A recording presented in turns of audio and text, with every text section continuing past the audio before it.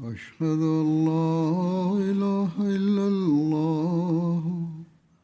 وحده لا شريك له وأشهد أن محمدا عبده ورسوله أما بعد فأعوذ بالله من الشيطان الرجيم بسم الله الرحمن الرحيم الحمد لله رب العالمين الرحمن الرحيم مالك يوم الدين إياك نعبد وإياك نستعين اهدنا الصراط المستقيم صراط الذين أنعمت عليهم غير المغضوب عليهم ولا الضالين. أعوذ بالله من الشيطان الرجيم بسم الله الرحمن الرحيم هزون منيان فوسي كمشني كونكرو محمد صلى الله عليه وسلم نبرا بو أيه أهم براسيه أني أويم فوبرا نوبو أنا ميغوسو كان واسم أنا مكان هم بيبين سوسو ينشا كمشني محمد صلى الله عليه وسلم نهم براسي جنبري أنا إسيتي يواني من كتنكتي هدو بيا na ofa ede yamfato ho ede da ensem bi ede de kyerɛn Hazrat Yahya bin Abi Kathir bo amane sɛ komsheni Muhammad sallallahu alaihi wasallam ka sɛ medidi te sɛ de akoa edidi no na metena se te sɛ de akoa etena se efiri sɛ menso so me yɛ akoa bi ɛne sɛ onye ne nneɔma te sɛ obi a ɔyɛ ɔhene anaa obi okuta gyinabere kɛse bi. Saa nso na riwayat bi ɛwɔ hɔnom a Hazrat Anas ɛbɔ amaneɛ sɛ komshani Muhammad sallallahu alaihi wasallam na ɔwɔ yoma ɔbaa bi a ne ɛfrɛ na Azba. Na ɔyoma bi a na ɔnante ntɛm paa ma no kɔba sɛ ɔnante a yoma bi ntimi nsan ne ho. Na ɛsrɛ so ni bi ɛde ne yoma a ɔyɛ babu no ɛbaeɛ. Na ne yoma no esa Azba ho ɛwɔ Amerikatuo mu na ɛha Muslim fo no pa sɛ Azba aka akyire na sa ɛsrɛ so ni no ne yoma atra komsheni de no ni nyina mu no koria sɛ ne sɛ komsheni Muhammad sallallahu alaihi wasallam aka sɛ Allah ne wo tumi sɛ de opebia no obepagya amena kɔsoro ɛwɔ asase so na ɔpɛnso ɔbɛma de kro no akɔfam. Nti ehu ya sɛ mama mbuafu ɛwɔ mfi sɛ Nyankopɔn ne hyehyɛ ya eniema timi kɔsoro eniema timi afam. Nti no saa asɛmri no ɛyɛ nkɔfo foforo bi a nka ɔmo ani bɛbre nipa a ne yoma ɛsan komhyɛni yoma no ho na ɛso komhyɛni Muhammad sallallahu alaihi wasallam abre bia na ɔde n'ani ɛto Nyankopɔn otumfo na ɔpɛ sɛ ɔdan Nyankopɔn ne kɛseɛ di hyere wiase. Yɛhwɛ sɛ a komsheni ndi ahobrase ka asase mu sɛ na we adenti no sɛ mubufu ɛwɔ saase mu ho efiri sɛ emu ne yehunu Nyankopɔn ne kɛseɛ yɛwɔ mfato ho baako nso ɛfa komsheni na ho brase ho Hazrat Umar radiyallahu anhu bo amane sɛ misra kwan firi komsheni Muhammad sallallahu alaihi wasallam sɛ mepɛ sɛ mekɔ umra na komsheni ɛma me kwan na bra me kono komsheni ka sɛ o minia o koyi hwe na wa ma rem free me ɛwɔ mpa yebom na Hazrat Umar ɛbɔ amane sɛ komsheni Muhammad sallallahu alaihi wasallam asɛm bɛ na ɔka kyerɛ me yin ɛne sɛ saa asɛm yi no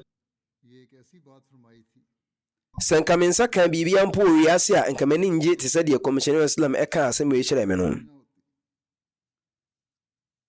ɛnti Allah otumfo ayene se ade a ehia pa se yebesre mpa yebama komisheni Muhammad sallallahu alaihi wasallam no sharif na ode no abata ye mpa yebo yebeje atum ho na komisheni da ho brase bi adi se o ka kire na chidi ni se ommo mpa yemfa mo no komisheni Muhammad sallallahu alaihi wasallam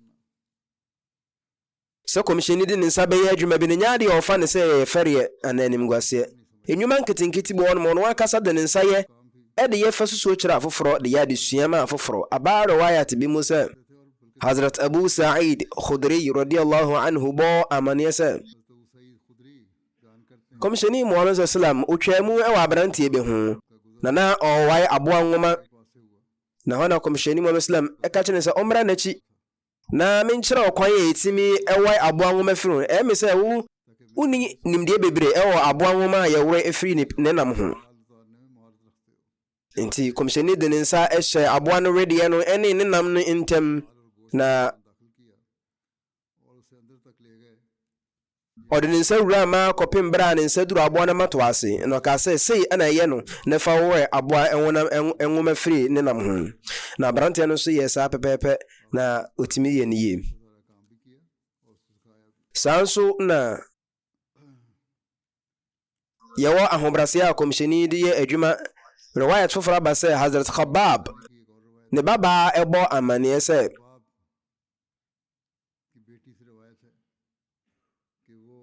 ode aponche ba bi eba komsheni Muhammad sallallahu alaihi wasallam se oba ba twetwe aboa no fusu na ototre aboa no bodiem na otwetwe aboa no fusu no na komsheni Muslim ka se mumfa chance kese emra me ne bra ye kofa chance ne ba no ka se mumfa chance nsisi emra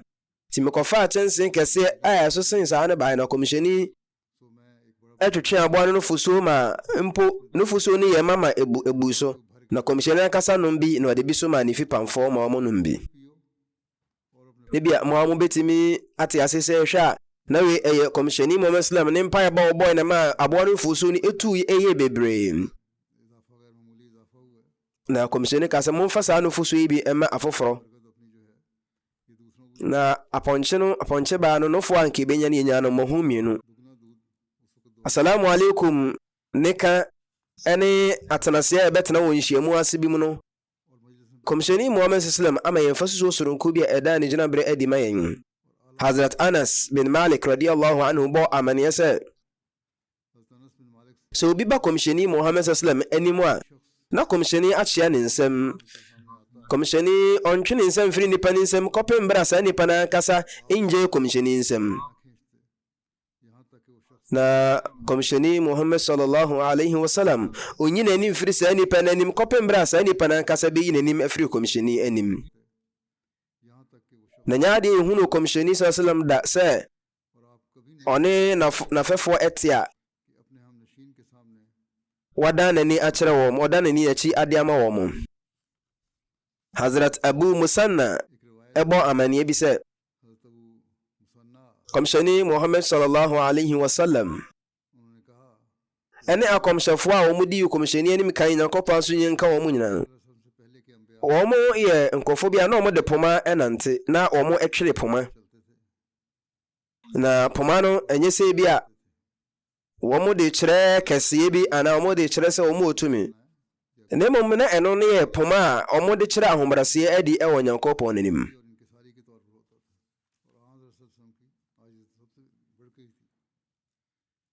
na afutu a efa ahobrase ho nso no komsheni de nyansa kwan soronko so ema yensa afutu ahodo yi bi abara wayat bi mu se Ibn Hazm echire se komsheni Muhammad sallallahu alaihi wasallam animuno nkofo bi ede wo yoma ehoahoa mo ho echire komsheni se asumasi ewo yoma bebrese asumasi we wo bebrese obenten na we die no ewo sika bebre we won ponchin bebre esen de aka tianam so ma komsheni Muhammad sallam eko honum na nkofo di ano baba e fa ayisem we ho na komsheni ka se nyakopon so ma Mose komsheni ma ne bai na oka enwan so David komsheni ya mesoma ne bai na ono so ka enwan so na menso so nyakopon me komsheni me ya ba na menso so me nkofo inyan meka wo so ewa ajiat bonhani mu we eya futu akomsheni de ma wo ma no mo de wo nwan ne wo ma ya mo ehoho mo ho no na wo de omo enantwie ehoho mo no susu so mo mponche no mu ni gina bre a ebeto wo enantwie no eninti bia ebo ndi a isa friend Jarat ewo Safa bia ne nchen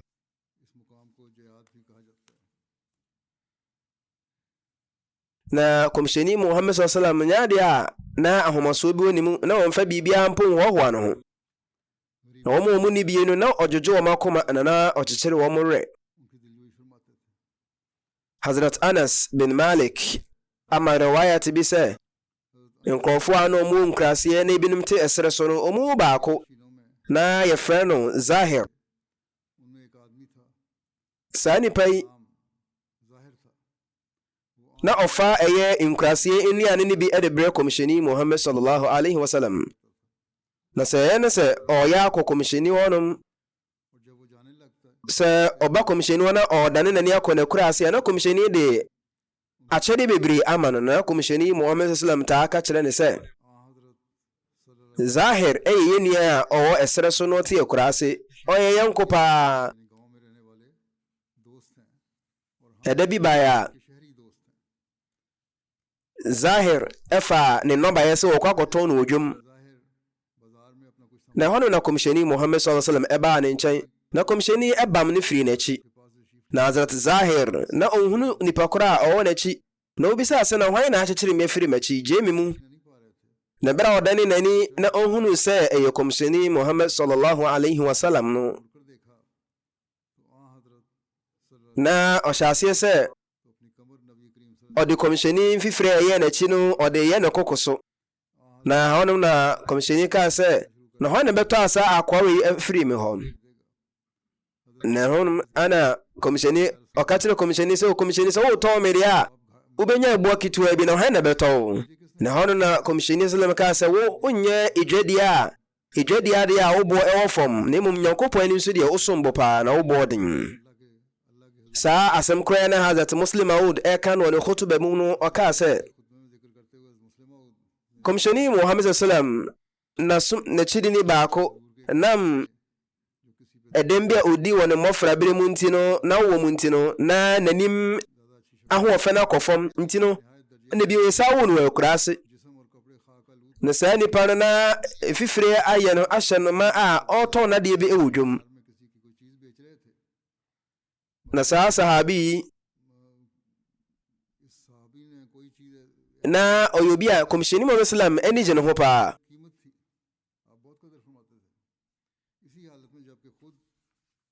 nti wɔno deɛ na osusu sɛ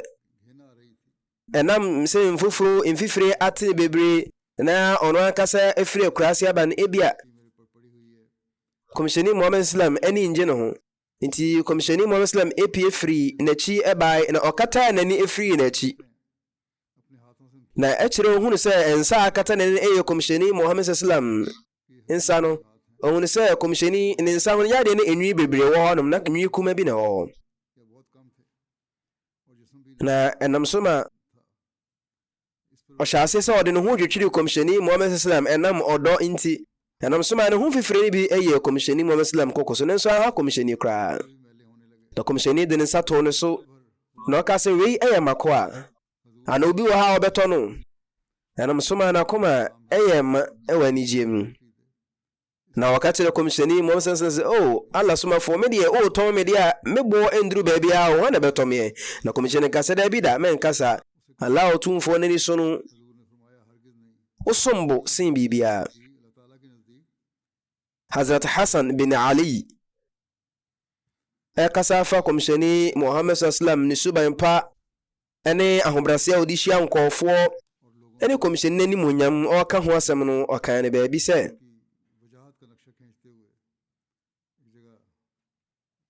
ɛyɛ miswa ɛyɛ Hind mibisa ne ho asɛm fa komisheni Muhammad sallam ho na mepɛ sɛ abere bia ne yɛka komisheni ho asɛm ɛkyerɛ me na ɛhɔnom na ɔkaa sɛ komisheni Muhammad sallallahu alaihi wasallam yɛ obi a na ɔyɛ nimonyamfoɔ ama no kɔba sɛ n'animonyam no ɛtɔ obi biara a ɔbɛhwɛ n'anim so na n'anim ɛhyerɛn te sɛ bosome a ɛnyini nna du ɛnan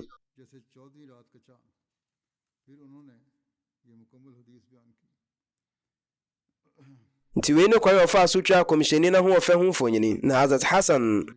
ɛka sɛ saa riwayat yi mede sie Hazrat Hussein mmerɛ kakra ɛno akyiri ana mebɔɔ no amanneɛ na yɛhunu sɛ sɛ na wɔno no onim komhyɛni no ho nsɛm bebree kora mpo sen me इस बारे में मुझ पर सबको ले जा चुके हैं na nsɛm bebree a na mabisa a manya ho a no yie no sɛ na wɔno wɔde kan abisa agye ho nkyerɛmu agu ne ho बल्कि ये भी मालूम हुआ कि वो अपने वालिद से भी आ हजूर सल्लल्लाहु अलैहि वसल्लम के घर में sɛ na wayɛ nhwehwɛmu afa kɔmhyɛni Muhammad sallam ne nanteɛ ne kɔ ne ne mmayɛ ne n'ani sɛnea ne nipadua si tie nyinaa nti Hazrat Imam Hussein ɛka sɛ नहीं छोड़ी हजरत इमाम हुसैन फरमाते हैं mebisa me papa ɛfa sɛne na kɔmhyɛni si bɛyɛ fie hɔ दाखिल होने के बारे में पूछा obisa firi Hazrat Ali hɔnom घर की बात na Hazrat Ali kaa sɛ पूछी हजरत अली से sɛ kɔmhyɛni ɛba fie a कि जब हजूर सल्लल्लाहु अलैहि वसल्लम ayɛ a na ɔkyɛ efie no mu mpɛn ɔkyɛ efie no mu mmiɛnsa तीन हिस्सों में तकसीम फरमाते एक हिस्सा अल्लाह जल्ला शानो ɛne sɛ kyɛfa bi wɔ no ma ɔde ma ɔne Nyankopɔn tumfoɔ ɔde baako ma ne ho na ɔde baako nso ama n'abusuafoɔ na ɛdan ne kyɛfa baako aka no ɔde ɛma ɔne afoforɔ अपने और लोगों के na enum no mpɛn pii yɛ a na sahabafoɔ no ɛba hɔ ɛbɛbisa nyamesɛm ahodoɔ ɛne afoforɔ a ɔmo nyɛ sahabafoɔ nso so ba ɛne ne bɛdi nhyiamu ahodoɔ पहुंचाते और इनसे कोई बात बचा न रखते और आपकी सीरत में उम्मत के हिस्से की तकसीम का तरीक़ाकार ये था कि मुलाकात के लिए इजाज़त देने में उम्मत के अहल फजल लोगों को तरजीह देते और दीन में फजीलत के लिहाज से yɛwɔ ebinom hɔnom a sɛ kɔmhyɛni Islam nyaadeɛ bi na ɔkyɛ ama wɔn a ebinom a ɔkyɛ ma wɔn pɛpɛpɛ ebi nso wɔn ma wɔn mu mmienu ebi ma binom baako na wɔn binom aboro saa sɛnea wɔn gyina bere si teɛ रवाई में na saa nso na wɔn nsɛm bisa ahodoɔ wɔde bisa no no na oyi ano wɔ kwan bi so ɛbɛyɛ nsɛnkyerɛnne na ɛbɛyɛ nsakraeɛ ɛde ama wɔn mo करें और ऐसी na na ɔka kyerɛ wɔn sɛ mo mu biara a ɔwɔ hanom no saa asɛm yi ɔmfa nkɔma deɛ ɔnni ha no bi में से हाजिर हैं वो गैर हाजिरों तक ये बात na momfa obi biara a ɔwɔ ahiadeɛ bi ɔpɛ sɛ ɔde bɛto me no momfa no ahiadeɛ no mmrɛ me sɛ ɔno ankasa ntimi mma a क्योंकि जो किसी ऐसे शख्स की हाजत हाकिम तक पहुंचाए जिसे वो खुद पहुंचा ɛne sɛ obi biara a wanya asɛm ne wɔnni kamafoɔ no atemmu de ne Nyankopɔn ba ne pintin gyina yɛn nti wei nso so ɛyɛ afotuo ne adesua de ma yɛn sɛ yɛasoma nkɔɔfoɔ ahodoɔ ɔma ɔmɔyɛ nnwuma a ɔmeɛmea ahodoɔ ɛbɛhia sɛ yɛde wɔn a ɔmɔyɛ ahiafoɔ no ɔmo nsɛm ɛbɛba markaz वालों की बातें पहुंचाया करें आप सल्लल्लाहु अलैहि वसल्लम के पास ऐसी ही बातों का तज़किरा होता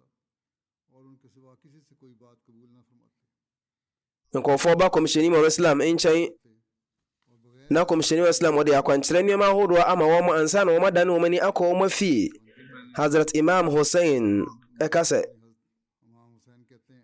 mebisa a me papa ɛfa kɔmhyɛni Muhammad Islam kwan a ɔfa so pie ɛkɔ abɔnten ho उनके घर से ɛne sɛ sɛ opie kɔ abɔnten a deɛ na ɔyɛ na oyi ano sɛ क्या करते थे उन्होंने फरमाया kɔmhyɛni Muhammad sallallahu alaihi wasallam बामकसद बात के सिवा sɛ opie kɔ abɔnten a yɛ a ɔka sahabafoɔ no akoma bom asiesie asomdwoe wɔ wɔn ntam कल फरमाते और वो na na ɔde obuo ne anidie ma obi biara ɛmfa wɔn ne kurotoɔ ne ntɔn a ɔbɔ वर्द की इज्जत करते और उसे उन पर वाली na wɔtwe nkɔɔfoɔ adwene esi papaya ahodoɔ so को होशियार na wɔtwe wɔn adwene sisi sɛ ma ɔmo nyɛ ahwɛ yie na ɔmo ntwe mu mfiri sintɔn ne bɔne ho na ɔde sereɛ ne nwenwen ne hyia nkɔɔfoɔ खंदा पेशानी और खुशखुल्की में कोई फर्क आए यानी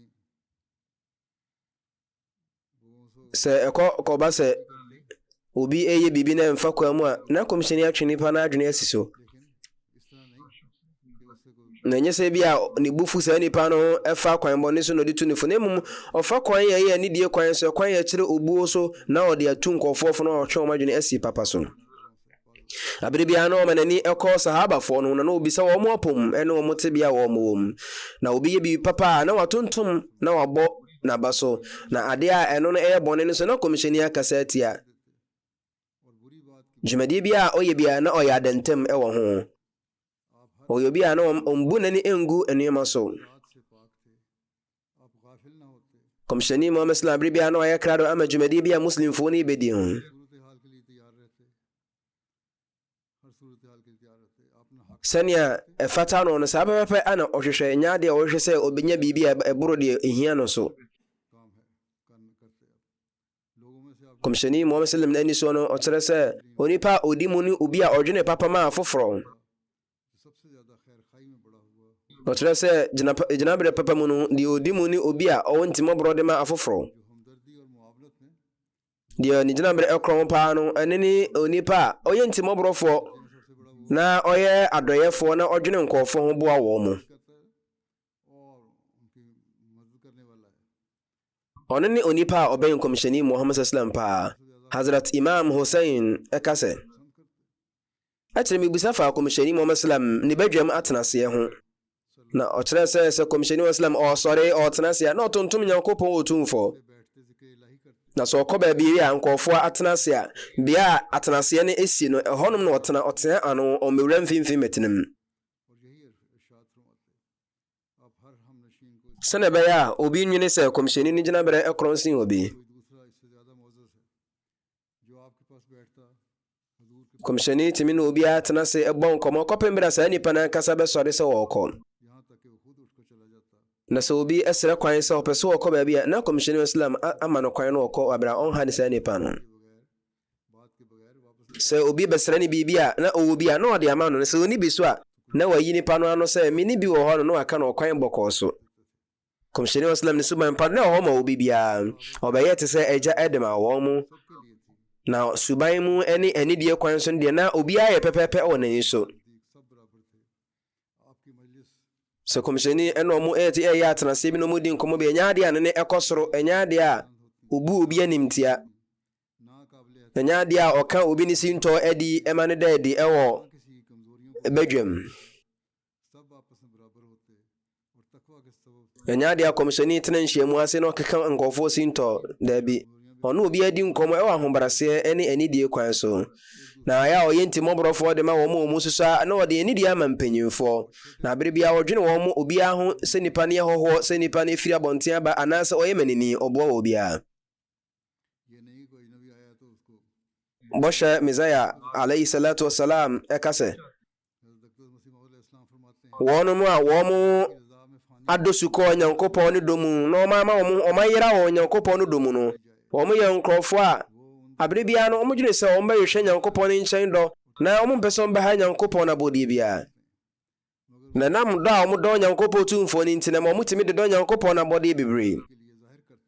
Yɛ kɔmhyɛni Muhammad sallallahu alaihi wasallam na ɔtaa kɔhyɛ bodan ɛyɛ Hira bodan no mu, na ɔkɔhyɛ hɔ ma na ɔsom Nyankopɔn ɛwɔ kokoa mu, na wɔn pɛ sɛ ɔbɛpie, na Nyankopɔn ankasa yi ne pie yi na ɔdan n'adi ɛkyerɛ wiase. Kɔmhyɛni Muhammad sallallahu alaihi wasallam na anwensɛm tofo bebree ane na ɛba ne nkyɛn no bɛto anwensɛm de tontom no,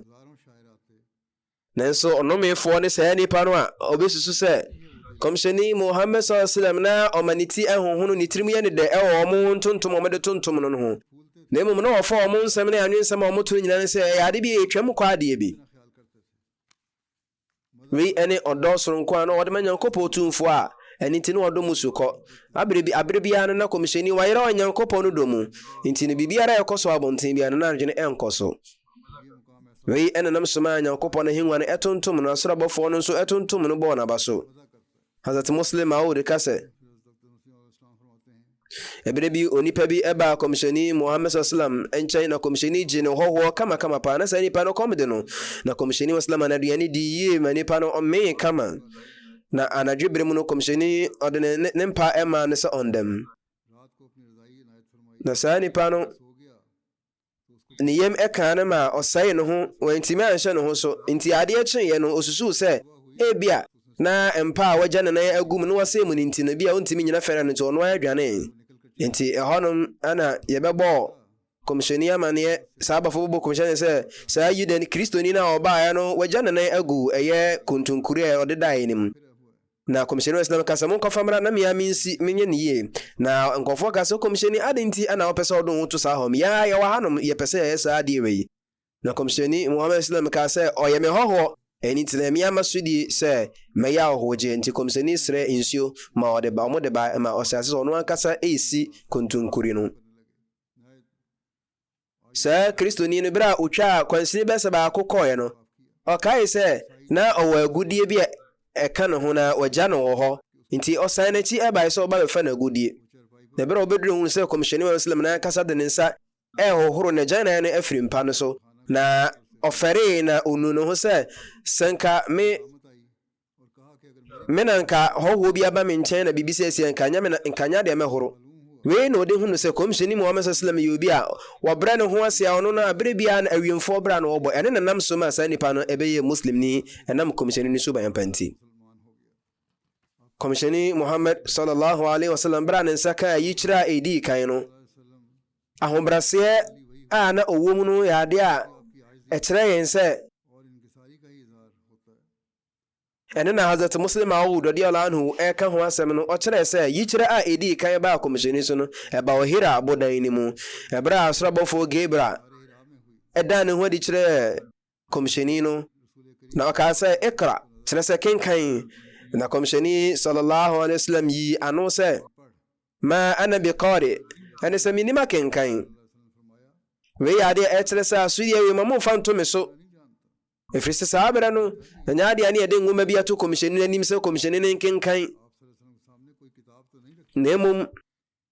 na ye ade biara osrabofo gebra ebeka no enna na wose komisheni ka bidi nachi nka obetimi aka se mempese mefa asudie no nemum ahombrase nti ana ode ka asasem ne nso na nyankopotumfo ayi komisheni so onfa meye ode ne beye sa adwuma wi e ma asrabofo gebra tokoso ka asasem no ka ne be toso miensa no komisheni eka edi na chi se ikra bismi rabbika alladhi khalaq sa kinkan orade na obade ne dimu eniti yafasa aseme hunu Hazrat Muslim Maud akan wo baby e tafsir mu se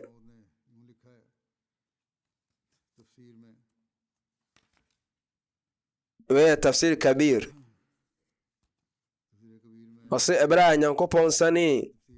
yichre ema komisheni Muhammad sallallahu alaihi wasallam no komisheni islam da ahombrase kesi edi na akase yankofo bu ono mo se omunya yichre bi anom so da bia na ntempara na omu konkofo ko boba amane se maso da ewe menya yichre we mayewe neso komisheni Muhammad sallallahu alaihi wasallam surabofo gebra eba ne nchen na obeka kire se ikra se kenkan ya wakasema ana bi qari minima kenkan kopi se surabofo ne kan empemiensa ne bra komisheni hunu se asemu eyade a efri nyankopon ho ba nyankopon aka sisitadua ne tini komisheni eya asem no yefo na ono so ekenkan ye na wankate sade komisheni Mose ekan ne se menyankopon ma meboafo bi nka me ho na onfa menya adwuma no na emom komisheni na kase gina pintin so a adeso no ede ye adwuma se ne nyankopon peye Hazrat Muslim Maud radiyallahu ta'ala anhu atrese komisheni Muslim na ho brase fato ho ba ko ne se ebre bi onipa bi eyare na komisheni ko se o kwa akosra no na sa ansar ni no a oyare ye no bra komisheni ba no o ma komisheni ayemu ase onfamra na okachire ne ba se oni komisheni enko ebia na komisheni ebe hia se oba yehwe nkofo ahodo bi ntie ba de ne so be hu omo na se komisheni ekodura onfa na bo an nsamra fie anche ana abofra ne ba fie na maame ebisa abofra ne se me ka kire se ko na ko kire komisheni kan ba bi biara opeso ko no ka se ne ba ya komisheni benya homa bo kwam na bi se ne ba ya ponkono onte praga na abofra ne ka se me de na abayan shamem se mesa mechi bra komisheni pie no e ho na komisheni ka kire me se wo bra betena mechi e ponkono se me ka se oh Allah sumafo me de mintimi nya nianso we mfa nkyerɛw mintimi enyina no se o benante fom na me matena ponkono so ene ebeya ene komisheni ka se ne ebeya betena machi e ponkono so anase san wachi kofi nti hono na mama me san machi e me de ba fie a komisheni islam nko eto aso ekɔ nanim riwayat bin so hono ma Hazrat Abdullah ana abahu amane na okyere se na komisheni Muhammad sallallahu alaihi wasallam eda nekete so na osori yen na ketana bia na chi na okase oh Allah sumafo sallallahu alaihi wasallam sai pese yempa bia mutumanwa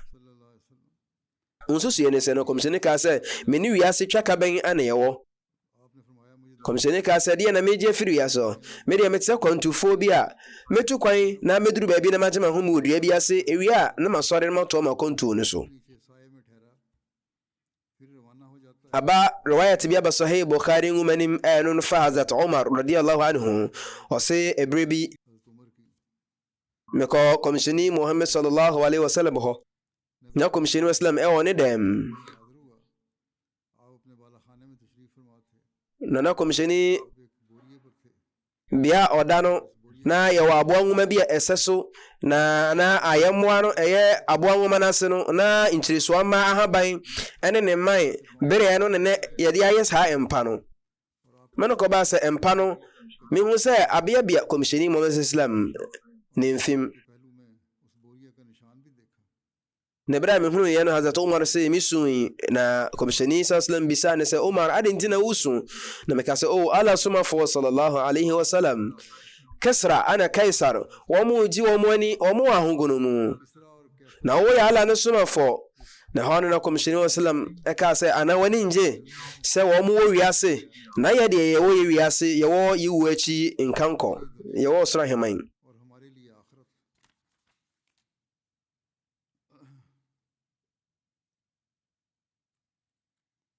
Boshe Mizaya alayhi salatu wasalam o tresa asemwe muno okase komisheni Muhammad sallallahu alaihi wasallam tibia na wom ewon fasodia na ofafiri wiase hase yi hono ene se ebre Hazrat Umar ebeshia komisheni Muhammad sallam na bra okoy na komisheni Islam oda inchiriswama emmanso na bra Hazrat Umar ehunu se edan mu honum adampan na bibia nhede ni ho ahofani ma bi nhede ni honum ne mu na yese kan ba ko pebi ana na etwere dan no hono ana komisheni edam paden de mi so na sa ampa kro na so abia bia komisheni ni mfim no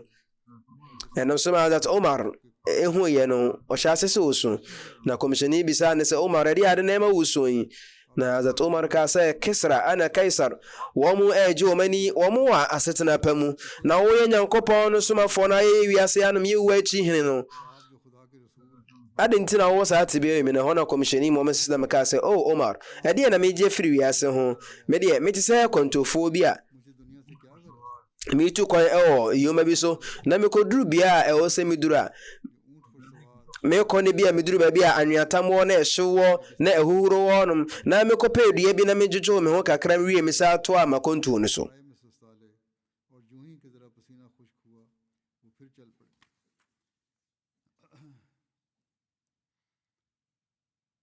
wonu mo dan ne yanso adi kire komisheni no so na komisheni di enidie ene obuo kwansene no mudi nkomo Hazrat Abu Hurairah radiyallahu anhu bo amane se onipa bi ba komisheni Muhammad sallallahu alaihi wasallam se oba beji na sedi afri komisheni ho na sahaba fo no ebufuyi na so komisheni Muhammad sallallahu ka se munja na afri se nipa we o kwan se o kan de opese o ka kire me bia afri se o se me ye bibi ema no nti ye no de opa bi obetimi aka nti munto yuma na mumfama no wabasa oba beji na besia na sahaba fo no ka se besiano a nipa no ede ball no se ye ka se ede to yoma se sika na ensu yoma tokra se pese ye to yoma de na yoma ne beto na board na komisheni ka sa mo fa sa yoma board no emma no ye hwe ye hanum entokwa bibira hore wa no muse obi onuma wakoji obi besia a wo so okotua besiano so on pese obetua na afi oni nipa obo no besiano e ba abeko nti we ye niema hodo se yetimiti ase a entokwa bibire wo ye mpotamu no ne to betwa sanso na komisheni no na ho brase ho chefe ba ko ene se ebra yedi nkunimi e wo Makka so no komisheni Muhammad sallallahu alaihi wasallam bra ura Masjid al-Haram Kaaba ni muno Hazrat Abu Bakar ede ne papa eba komisheni Muhammad sallallahu alaihi wasallam hanum na bra komisheni Muhammad sallallahu alaihi wasallam hu papa no o ka se Abu Bakar na de no ama papa waye penyini wa manantene fi na kamia me mesra no ne fi ehon na Hazrat Abu Bakar ka so ala suma fo papa we efata pa se e wo se osori no ba wani ne mum nye se wo ana wo benante no ba ne fi na Hazrat Abu Bakar ede ne tena komisheni sallallahu alaihi wasallam enim na odin safa komisheni sallallahu ne kokoso komisheni ne safa no kokoso no ka se brabeji Islam tum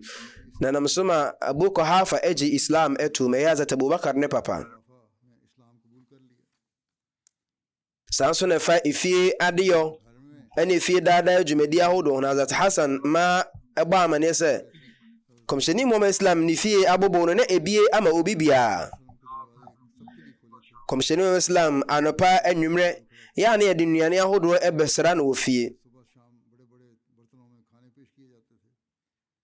यानी आला किस्म nti obi biara ɔpɛ sɛ ɔbɛkyia kɔmhyɛni wa islam no na ɔtumi ba bɛkyia kɔmhyɛni wɔ berɛ a akwansideɛ bi ne ho, kɔmhyɛni ɛtumi ɛtena fam na aduane nso ɔde si fam na ɔhyɛ ntoma a ɛnyɛ aboɔden na ɔtena afunumpɔnkɔ so गधे गधे पर na odidi wie a na watafere ne nsa ho kakra na ɔde apepa ne nsa ho. अपनी उंगलियां चाट लिया करते थे। nti ɛfa nsa a yɛtafere ho no so no aba Bukhari mu hadisi bi ɛwɔ hɔ no mu a kɔmhyɛni Muhammad sallam ɛkyerɛ sɛ sɛ onipa didi wie a ansa na ɔbɛhohoro ne nsa aduane no ɛwɔ sɛ ɔtumi tafere ne nsa ho kakra. nti ɛfa nsa ho tafere wɔ aduane adidi akyiri no, चुनाचे उंगलियां चाटने के बाद Hazrat Maulana Shah Zainul Abidin Shah Sahib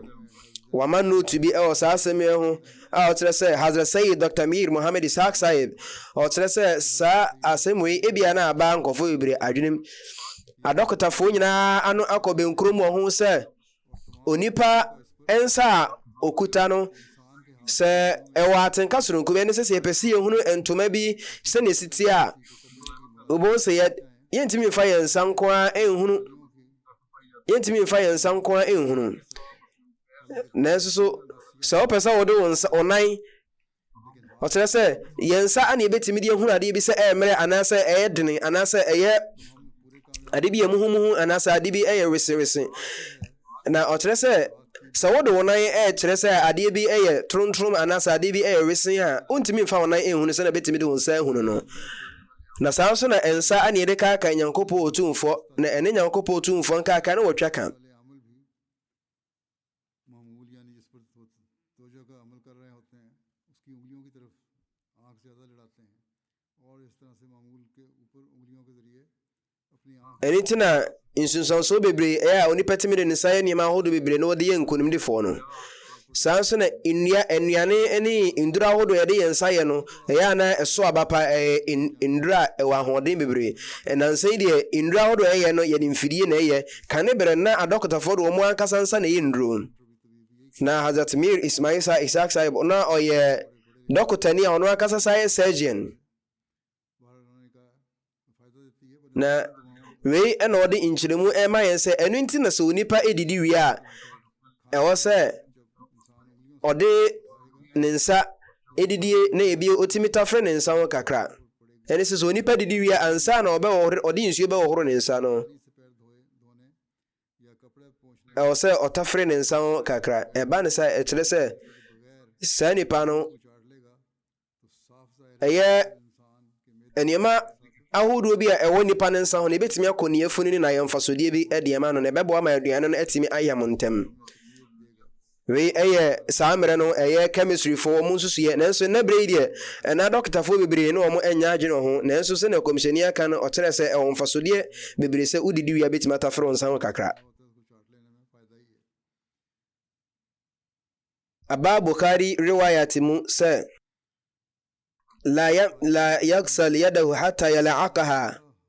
ɛne sɛ ma onipa ɛhohoro ne nsa kɔpem berɛ a ɔbɛtafere ho kakra. अपने हाथ ना पोंछे जब तक कि उनको चाट ना ले। nti nkyerɛkyerɛmufoɔ a wɔn kyerɛkyerɛ saa hadis wei mu no wɔn किसी से चिटवाने के मतलब लिखा है ɛkyerɛ sɛ ebia कि वो na से या अपने बेटे से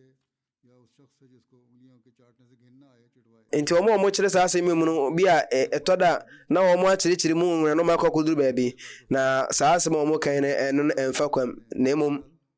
ये बात नामुनासिब sɛ woka kyerɛ obi sɛ ɔnkɔntafere ne nsa woahwɛ nipa no ɔne wɔn nya adwene na mmom deɛ yɛka nyina ne sɛ onipa adidi awie no कि इंसान खाना खाने के बाद obɛtumi atafere ne nsa kakra ana wɔn mu a ɔwɔ wɔn so tumi ne mmaa ne n'abusua obɛtumi akyerɛ wɔn sɛ wɔn ntafere wɔn nsa ho kakra ansa na wɔn ahohoro wɔn nsa ho aduane no ne ngo no sɛnɛ bɛyɛ a ɛyɛ nsa no ho ahoɔden bi a ɛbɛkɔ yɛ funu ama ayɛ apɔmuden mu nsɛm ama nipa no obɛtumi anya mfaso da firi sɛ na kɔmhyɛni aka. ɛfa asɔredan mu ahosiesie ne ade kɔmhyɛni Muhammad Islam n'ani agye ho paa. abare wɔyɛ tena sɛ Yakub चुनाचे रिवायत है ɛbɔ amanneɛ sɛ mfuturo a ɛyɛ a na ɛba asɔredan mu na kɔmhyɛni Islam ɛde praeɛ bi ɛprapra firi asɔredan mu hɔnom. एक छड़ी से साफ किया करते थे, यानी यही मुराद हो सकती है इससे कि छड़ी के आगे कोई कपड़ा वगैरह लगाकर उसे झाड़ पोंछ करते थे। Hazrat Abu Huraira radiyallahu anhu nso ka sɛ sorabɔfo Gabriel ba ɛne kɔmhyɛni Muhammad sallam ɛbɛdi nkɔmmɔ na kɔmhyɛni tu n'ani hwɛ wiem na wɔn sɛ sorabɔfo bi sane aba na sorabɔfo Gabriel ka sɛ wei ne saa sorabɔfo no a ɛfiti berɛ a yɛwo kɔmhyɛni Muhammad sallam bɛsi saa bere no saa sorabɔfo no ɔnsane ma afɔm da na ɔbaeɛ no ɔka sɛ o Muhammad sallallahu alaihi wasallam Nyankopɔn na asoma me aba wo nkyɛn na Nyankopɔn otumfoɔ se nti ɔnyɛ wo akoa somafoɔ anaasɛ ɔnyɛ wo ɔhene somafoɔ na hɔ na kɔmhyɛni Muhammad sallam kaa sɛ kɔmhyɛni sallam kaa sɛ mede yɛnyɛ me akoa somafoɔ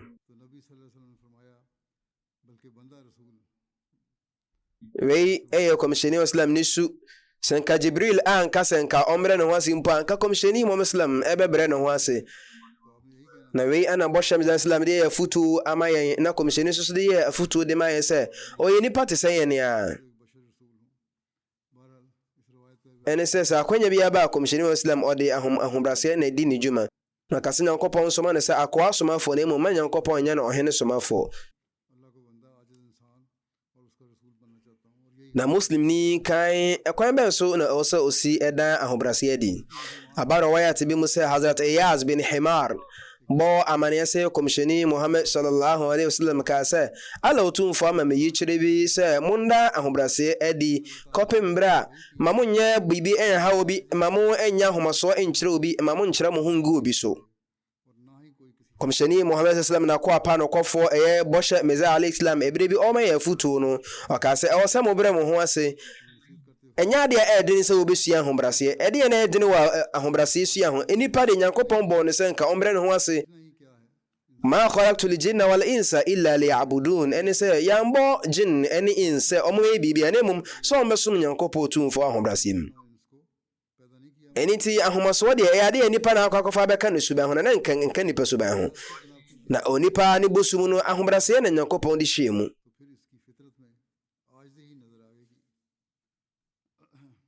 nti bɔhyɛm Islam ɛtu yɛmfo no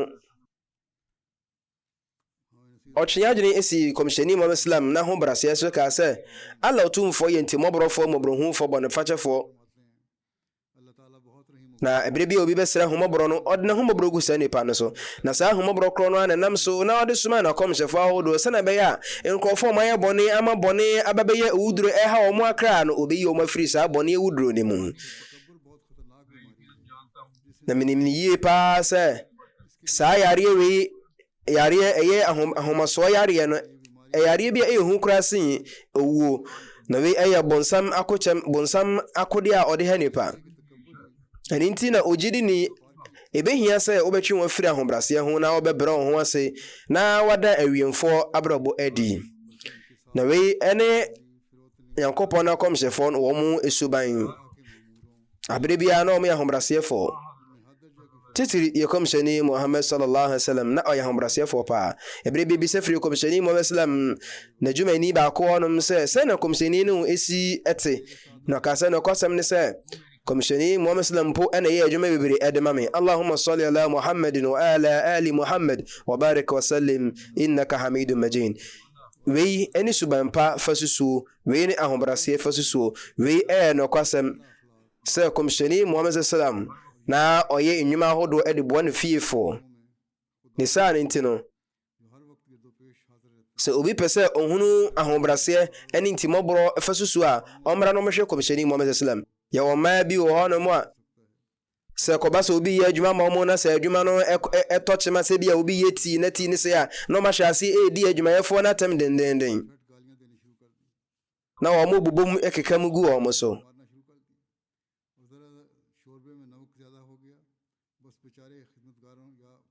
ɛne nti yɛwɔ nkɔfo bi wɔn wɔ ahoyɛhia ma a wɔn akyerɛ ma no kɔba sɛ ehia nti na ɔmudi paa no a ɛno no ada hɔ akyɛ no ayɛ dendenden yɛhu ne sɛ Nyankopɔn tumfoɔ de wɔn ɛkɔ nso hem na sɛ obi ɛyɛ adesrɛfoɔ ohiani na ɔba na ɔbɛsrɛ biribi afiri yɛn hɔ a yɛa yɛwɔ bi no yɛhu ne sɛ Nyankopɔn na ɛsɔ yɛn ahwɛ na ɔsɛ yɛboa saa nnipa no ma ne nsa ka bi ɛfiri sɛ Nyankopɔn tumfoɔ ɔna yɛ akɔhomabɔfoɔ nyɛ ade obi bɛtumi ne Nyankopɔn asi akan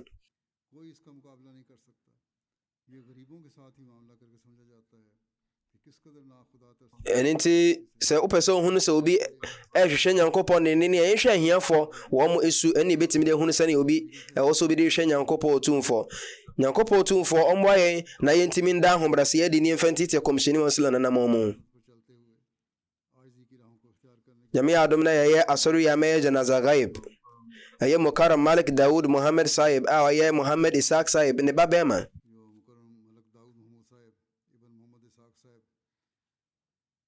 na ɔte karachi ɛna kakra mu na ɔfiri mu inna lillahi wa inna ilaihi raji'un nyankopɔn adom na ɔyɛ musi ne nana bɛma mohammed din sahib na ɔfiri bartanwala siakot mu ɛyɛ afe mpinu ɛyɛ afe apem ahankron ne dunan ne mu ana ɔyɛ bayato hazrat muslim a ɔde nsase na malik daud sahib ɔbɛyɛ sadr jamaat ɔbɛyɛ secretary mal ɔbɛyɛ ansarullah nso so panyini wɔgya mmama mmiɛnsa ana wɔgya mmamɛma ɛnan ne babɛma baako mohammed akbar sahib ɔyɛ murabi silsila a ɔyɛ adwuma wɔ gambia na ɛnam sɛ ɔwɔ akɔntom nti wɔntimi amba ne papa janaza ne bi saa ɛba wei ɛna ɔyɛ murabi sahib na ɔsaa twerɛ sɛ me papa na ɔyɛ obi a na sereɛ ɛwɔ n'anim aberɛ biara na wɔapɛdeɛ ɛwɔ nyamsɛm ka ho na da biara aberɛ biara ɔbɛkɔ n'asase so ɛwɔ sind no ɛhɔnom na wɔkɔ na wɔhwehwɛ akwanya wɔbɛtumi de aka nyamesɛm nti kɔpem mmerɛ a pakistanfoɔ hyɛ mmara sɛ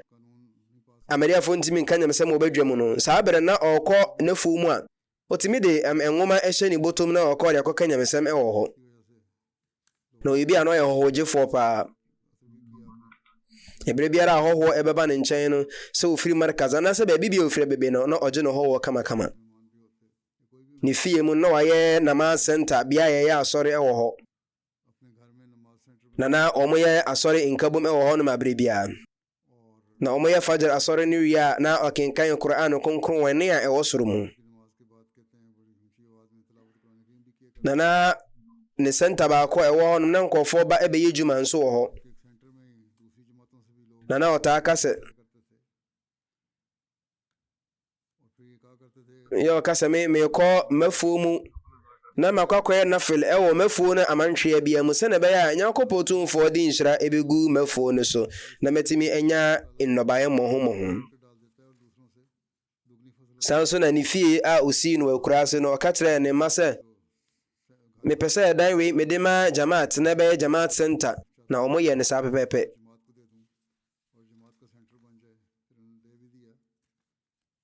na papa yi obi a na ahɔhɔgye ɛyɛ ne suban a ɛda mu fo a na wɔn mu ni bi nso obi a na ɔyɛ wɔn asɛdeɛ ma wɔn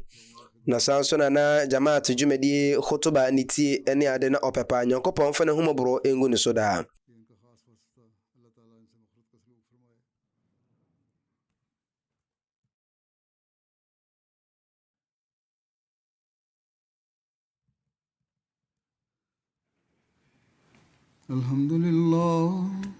Alhamdulillah nahmaduhu wa nasta'inuhu wa nastaghfiruhu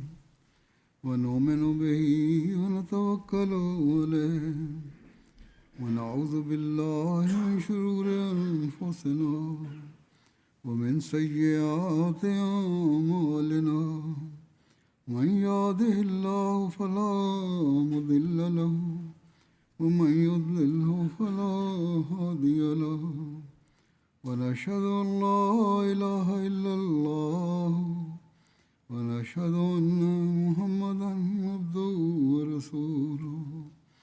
عباد الله رحمكم الله إن الله يأمر بالعدل والإحسان وإيتاء ذي القربى وينهى عن الفحشاء والمنكر والبغي يعظكم لعلكم تذكرون اذكروا الله يذكركم وادعوه يستجب لكم ولذكر الله أكبر